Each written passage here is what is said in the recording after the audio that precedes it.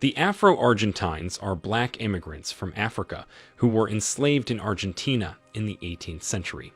Their large numbers formed a significant part of the Argentina population, but after a few years, their numbers decreased. In 1778, according to a census carried out by the Spanish Council, it was discovered that the Afro-Argentines were about 37% of Argentina's population. Many years later, they dropped to about 15% of the total population, and now Argentina is currently the whitest country in South America. Due to the limited population of the Afros, it's almost impossible to find them in notable careers such as sports, journalism, politics, and many more. In this video, we are going to be talking about the Afro-Argentines and what led to their reduction and eradication in Argentina. Let's dive right in. Their history. In the 16th century, black people were captured from their homelands in Africa and enslaved with their feet and hands chained. Some were from Cape Verde Islands, while the majority were from ethnic groups speaking Bantu languages, from territories which comprise Angola, the Democratic Republic of Congo, and the Republic of Congo. There were a few Yoruba and Iwe. In the 1600s, according to an estimate, 12 million African slaves got to Latin America through slave ships.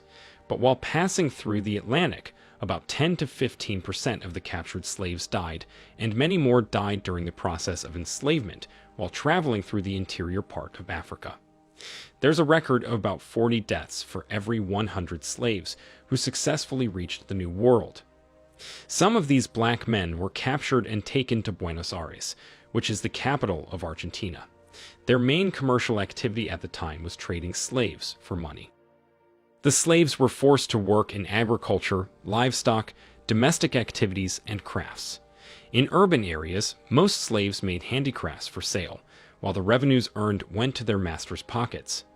The Buenos Aires neighborhood of San Telmo and Montserrat had a large number of slaves, although most were later sent to the interior provinces. Due to the profit earned from the business, the slave trade industry became prominent, and about 70% of the trading activities in Buenos Aires involved capturing and importing slaves from Africa. Soon, it became a legalized trade in the country. In 1778, a census conducted by Juan José Salcedo of Vartes showed that there was a large number of blacks in regions where there were a lot of agricultural products. The percentage of blacks was about 50% of the total population, and this number continued to increase because of the continuous importation of slaves. In 1813, the slave trade business came to an end, but slavery itself continued until it was abolished in 1853. The Afro-Argentine culture in Argentina has a rich and complex history that dates back to the era of the Atlantic slave trade. While the country has a relatively small Afro-Argentine population today, estimated at around 1 to 2%, their cultural contributions have been significant and have helped shape the country's identity. Afro-Argentine culture is an essential part of Argentina's diverse cultural heritage. Buenos Aires, which was once the center of the slave trading business, is currently admired for its clothing architecture and structural beauty. Denial of rights. From the colonial period till the 19th century, the Afro-Argentines were considered property rather than human beings and had no legal rights. Even after slavery was abolished in 1853, Afro-Argentines faced segregation and discrimination in many areas of life. They were often excluded from schools, churches, and other public institutions, and were forced to live in separate neighborhoods.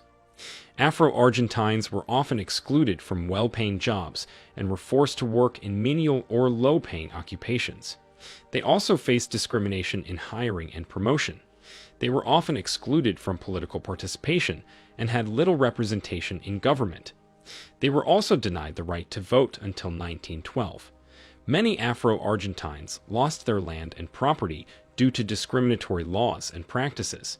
They were often forced off their land or had their property seized without compensation. Black people couldn't attend universities before the law got abolished in 1853. The white children had a longer number of schooling years than the black children because of racism. The 14 schools in Buenos Aires in 1857 only admitted 2 black children, although 15% of students that year were of color. They had no access to their healthcare centers. All of these resulted in their poor economic and financial status. What led to the decline of the Afro-Argentines population? The Afro-Argentine population began to decline in the late 19th and early 20th centuries due to a combination of various factors. One of the main factors is the abolishment of slavery in Argentina in 1813. This led to a gradual decrease in the number of enslaved Africans and Afro-descendants.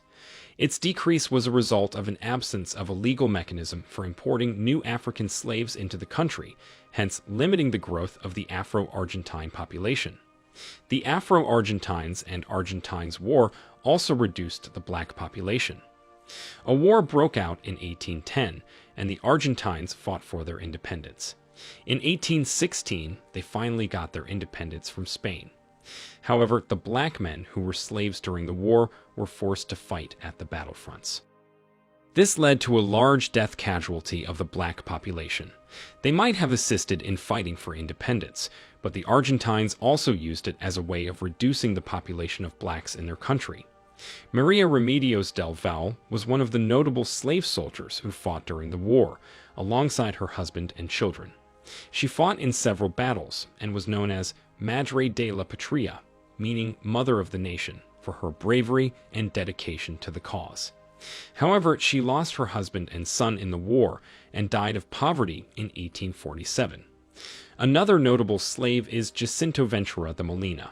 In 1773, he was born into slavery in Buenos Aires and fought in the Wars of Independence. He was wounded in the Battle of Salta in 1813 and died shortly after from his injuries. In the late 19th and early 20th centuries, the government made a call for European immigrants, and this caused an increase in the number of white people due to the Europeans who migrated. With more European immigrants in Argentina, the prospects for a whiter country were achieved. Due to interracial marriages, a new mixed race was created, and this kept reducing the black skin color. The European immigrants affected the labor market, with former slaves and their descendants facing increased competition for employment. There was a rise in economic competition, combined with racial prejudice and discrimination. Deteriorating health conditions was another major factor that led to their decrease in population. In 1864 and 1871, the Afro-Argentines lost a higher percentage of their population to cholera and the yellow fever epidemic, respectively. Many Afro-Argentines lived in precarious conditions, with limited access to basic services such as clean water and sanitation. Moreover, they faced discrimination and social exclusion, which limited their access to medical care and other resources that could help them prevent or treat the disease. They often had to rely on traditional medicine and home remedies, which were not always effective in treating the disease. This led to most of their deaths. The whitening cream and interracial marriages. As a result of the loss of black men in the 1810 war and the diseases, black women became the larger part of the Afro-Argentine population. This largely contributed to the rise of interracial marriages in Argentina. There were few black men, so the black women were left with two choices: to get married to an Argentinian man or contest for the few African men who were still alive. Most of the women chose the first option, while some chose the latter.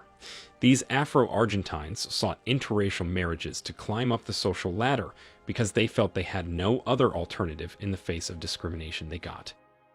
To have a better life and enjoy citizenship rights, they had to opt for an option to make their offspring white. The new generation of people born from interracial marriages were referred to as the non-whites, which was a superficial term that embodied the government's denial of its racial diversity.